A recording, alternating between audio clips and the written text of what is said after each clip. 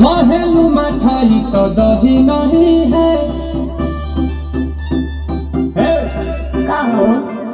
लागे मिजाज आज सही नहीं है महलू मठाई तो दही नहीं है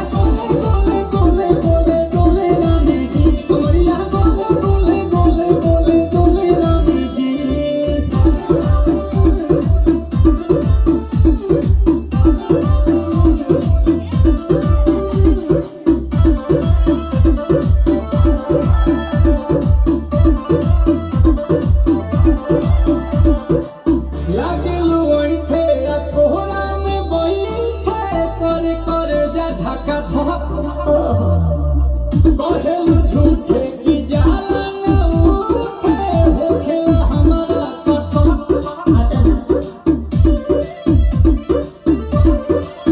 सुनो साले जी सैया दवा हमरे जी सैया फटाफट ला दो जाके मेरे ले जी सैया बात को मीठी मीठी बोले राजा जी बात को मीठी मीठी बोले राजा जी कमरिया गोले गोले कमरिया गोले गोले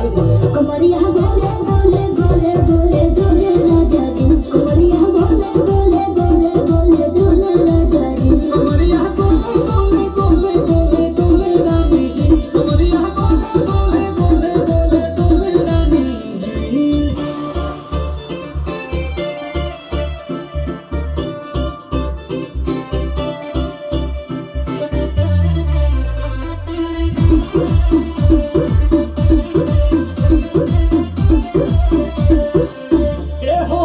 इशारों के बिना सीना से जलवा के शौक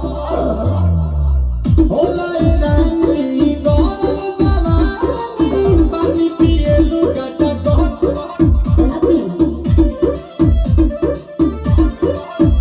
यार कमरे में चलो जरा सा